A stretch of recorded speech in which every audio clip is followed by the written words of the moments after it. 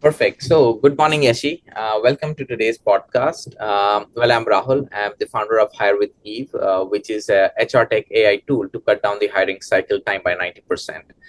And and then today is great to have you over. So I'll introduce to our speakers. Here is Yashi Paliwal. A few words about yourself, and then obviously it would be great to hear from you about you and your background. So Yashi brings over 10 years of experience in the HR space. She's currently leading the HR for an Indian tech startup called Vera. Previously, she has had an impressive career in companies like Blinkit, Bain Company, and HCL. So Yashi, with that quick introduction, would be great to hear a bit more about yourself. Sure. Thank you so much, Rahul. And before starting about myself, I really want to thank you for giving me this opportunity to, partner with with Eve AI, right? And it's very exciting. It's your first podcast, so happy to be the first guest. And yes, now talking about me, I started my journey, of studying into literature. I was really very fascinated about literature, and with that a kind of sense of reading more about people psychology evolved, which eventually gave me a drive to pursue my masters in business, and that too for human resources. So with that I graduated. I did MBA, and after that, surprisingly, the first job was into numbers finance with Reserve Bank of India. That was my internship. And why that, being a people person? Because data is something that always remains at the heart of it. Number is something that always remains at the heart of it. So it was more like to experiment something new and see how well I am on this aspect. And with that, eventually transitioned into you know uh, playing an HR role. The first stint was data analytics, which was to know your business, understand what they're doing, read the data, and then help the workforce or the people HR teams to make the right decisions around that data. That was my first stint as an HR.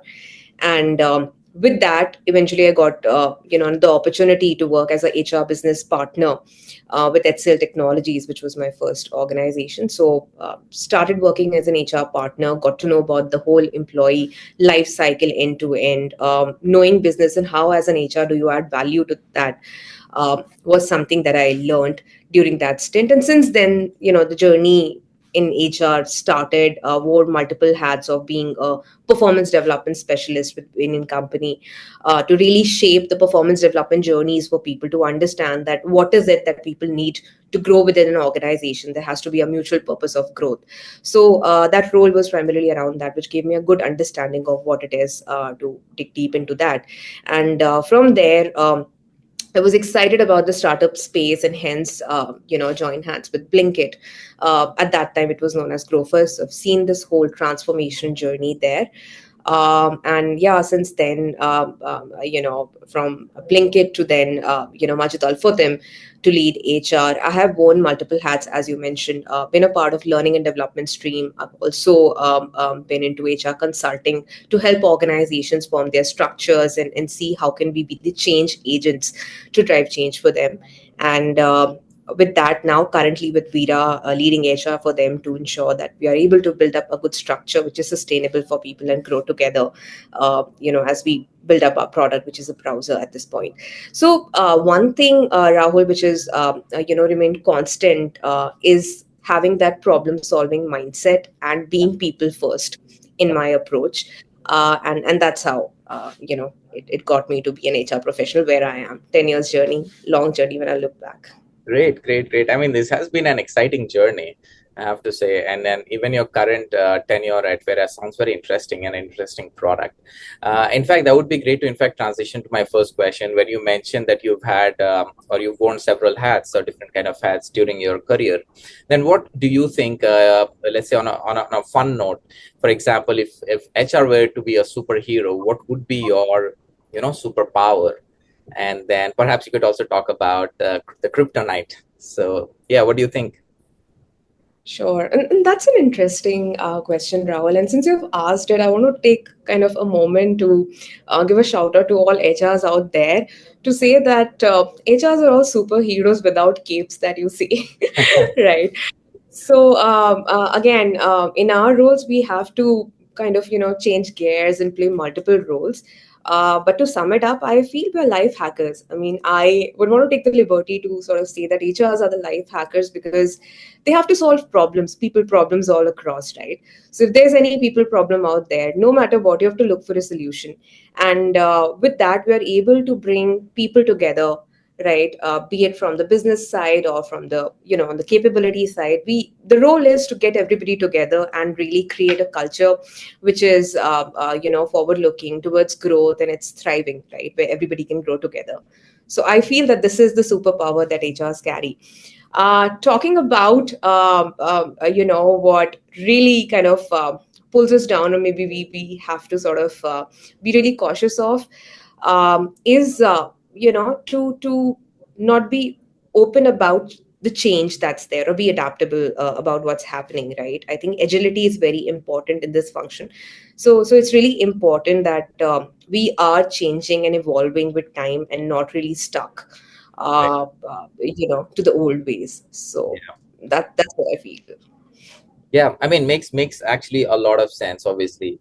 And then change is always there, change is coming. And how do you then, as a leader, HR leader in the company, then how do you keep yourself updated on what is going on overall in the industry, and then specifically within the HR domain itself?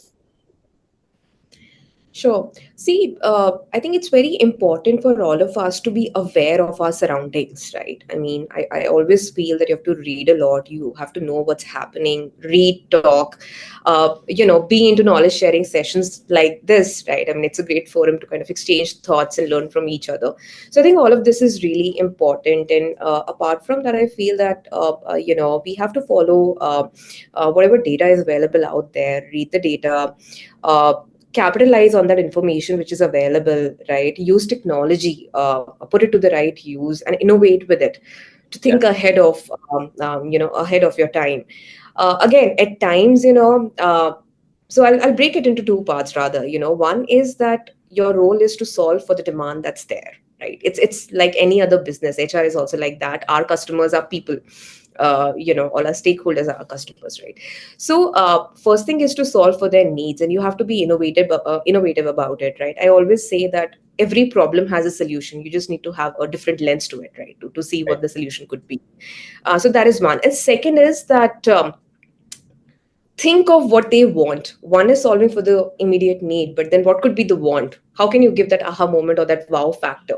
And the moment you start thinking on those lines, you're able to come up with some very innovative practices, or probably even catch up to the trends that are around in the industry to pick them up and be the one to have those best practices rolled out, right? So I think that's something which is very important. Okay, okay, okay. In fact, I will just take a slight kind of double click deeper into that topic. If something catches your current attention on the HR trend, would you like to speak about one or two of them? Sure. So let's take the recent example of whole AI, Right. which is being very disruptive out there, right? Now, as an HR, how well are you able to leverage it and incorporate it in your running systems to be more efficient? Uh, is one way to kind of progress and be a disruptor in the market, right? So I mean, I know that there are a lot of companies which are trying to integrate it and build platforms around it, but how as an HR are you able to identify the right use case for you, and leverage that right technology within, be it for hiring, be it for your data management, or be it for even managing your communications internally, right? So it all depends on how you understand your business and you're able to leverage the technology or the trend that's around. So knowing it, of course, helps. And second thing is that having that judgment or understanding to implement it better for the Yeah. right value is what I feel is important. Yeah. Makes a lot of sense. Makes a lot of sense. I mean, so what would you say, for example, with the advent of AI in the current workflow, and then also regarding the whole aspect of the current economic state? How do you, for example, then go about work planning and kind of implementation of some of these observations and insights from the market in the actual workflow within the organization? So, I feel that workforce planning is a very important element, for any organization, right? And I think now we are lucky that we have technology to help us take the right decisions. Earlier, how we were just, referring to our old data scripts to understand, the current talent pool, and probably, trying out our old methodologies to do talent assessments and understand the skill gap assessments, etc.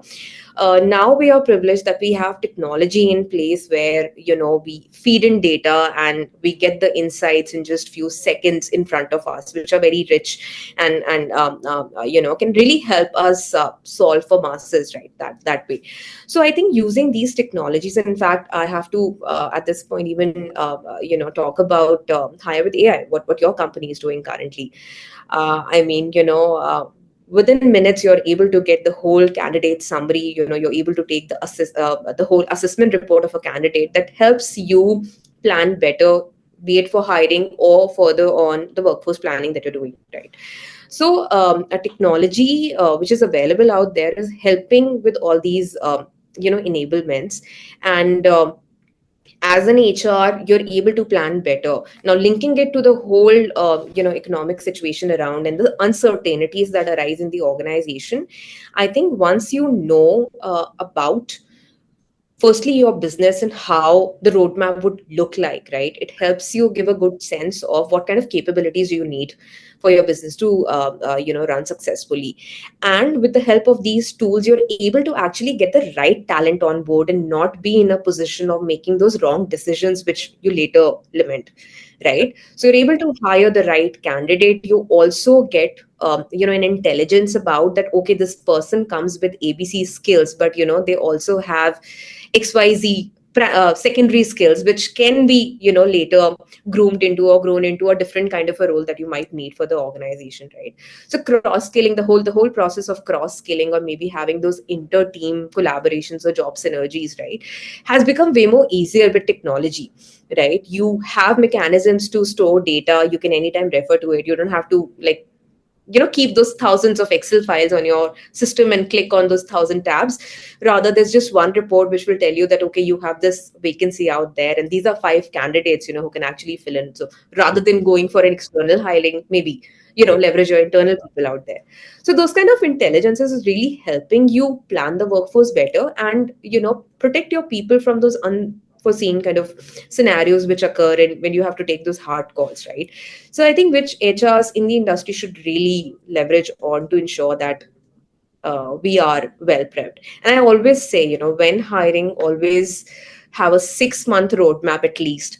And I say 6 months because we are in a very fast paced environment. So considering that, always have the requirement in mind, the role in mind, and then only hire rather than just, jumping out for over hiring people. Yeah, actually, that's a great suggestion there. In fact, that would have been, in fact, my follow-up question is, what are your strategies for both retention and acquisition of talent? Right. So again, going back to the point that I made, that as an HR, you have to understand your business, right? Where is your business headed to? What are the capabilities that are needed so that you can plan it better when it comes to hiring? Now, hiring strategies would be different as per the organization structure and the whole organization goal. Or probably the stage the organization is into, right? But I think in general, I can share a few observations which have worked really well for me, right? I feel that it's really important to invest in young talent uh, for a couple of reasons. One is that I mean, the Gen Zs now have a very different outlook towards the whole way of working. They're very innovative. They come with great suggestions. So it's always interesting to have that young energy in your team to get some fresh perspectives around.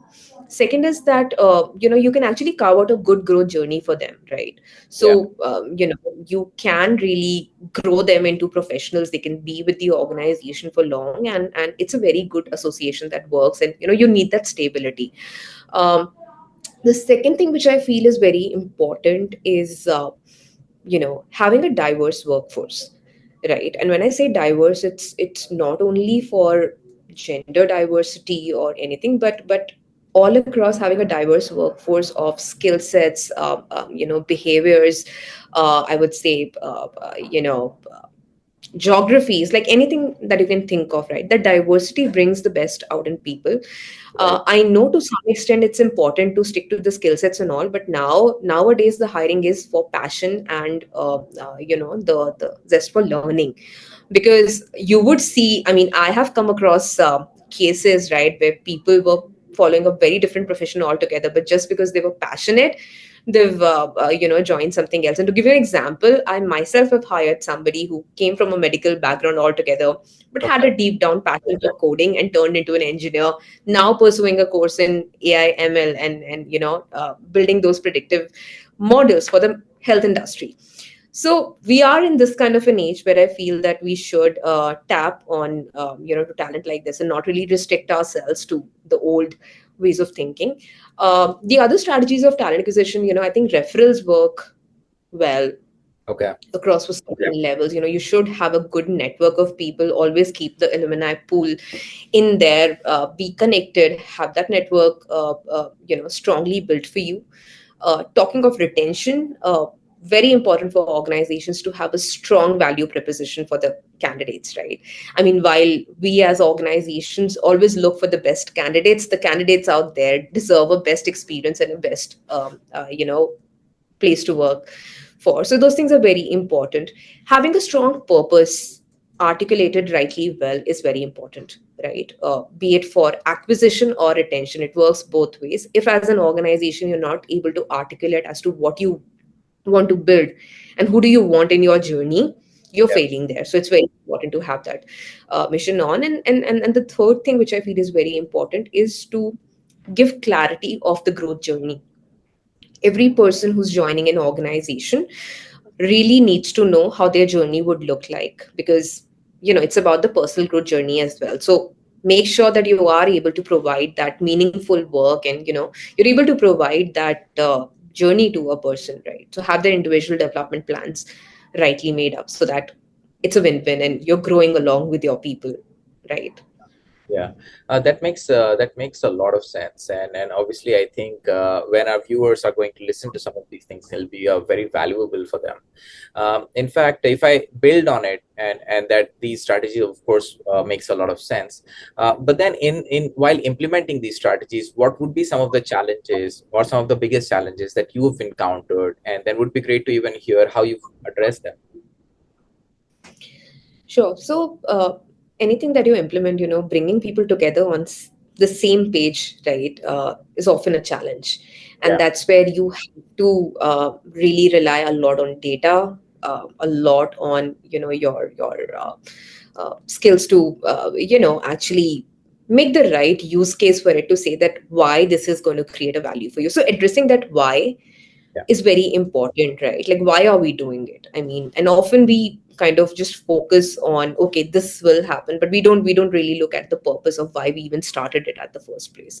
So always create a case for you, and back it with the right data. I mean, today you look out, data is everywhere. You look at the patterns, you look at the trends, and looking at that, you recommend certain strategies or certain ways. So the whole philosophy of working is that you learn from your past mistakes, what has not worked for you in the past. You think for a new solution and then move ahead, right? So create that for your organization, for your stakeholders, show the value that it's going to generate, and go about it, right? So be it about hiring. I mean, often an example to quote, right, to make it simpler, right? Like often business would come up with like 1,000 requirements to hire, or probably the other scenario could be when they have no budgets to hire, right? Yeah. So as an HR, we're running in that challenge of teams saying that they are kind of understaffed, but at the same time there are no budgets to hire for, right? So how do you break it? How do you sort of implement what's the plan, the TA strategy plan that you have, right? So in those cases, like as HR professionals, you also have to understand that what is the best for the organization. Like at any point in time in this journey, you cannot just focus on one party, right? You have to keep the Yeah. business and your people both in mind and come up with a solution that works both ways, right? So at times, it's not always about hiring. It's also about hire versus outsource, right? It's a different strategy to look at it, right? At times it also makes sense to not get somebody for a full-time position, but rather outsource it. Why reinvent the wheel if somebody's already created it or there is somebody available, right? Maybe go in for an outsourcing, right? So think like that. The other way is to again leverage people. Do the right study, understand that are your people really leveraged well. Often it's an 80-20 rule in the organizations. Yeah. So how do you maximize the productivity and potential of your people so that you are creating a kind of a satisfying work environment for them, at the same time solving for this issue of productivity, right? Put the right people to the right job. I mean, I mean, somebody who's into communications and you put the person into finance, they're not going to enjoy the work, right? Yeah. So, and hence these are things which can be solved through technology, right? Like, be it with, I mean, Hire with Eve is also, I'm sure, trying to do the same thing, right? Giving the right assessments to say that, okay, this person is suited not for this job, but that job, right? Yeah. So these are kind of things which I think are important. Once you have all this data in place and you put it across, it's a simple case, and you get the right solution and the right sponsorship for driving those initiatives. Right, right, right. Makes a lot of sense. Makes a lot of sense. I think, Yashi, now we are coming almost to the end of our podcast. So I have a final question for you, specifically for our young audience. What advice would you have for them who are now considering a career within the HR domain? Sure. So I always say HR is a very crucial function. It's like a backbone of a company, right? So it's very important that along with the functional expertise that you carry, you also have a good business acumen. You understand your business, because to add the right value or to do justice to your role, you need to know the business as well. You cannot run in a silo and say that HR says this or the HR handbook says this, so I'm going to follow this, right? You have to a lot of times adapt yourself. So another thing would be to be open to change, be agile, have a problem solving mindset, right? I always say that HR's role is kind of a culture catalyst or a transformational leader out there.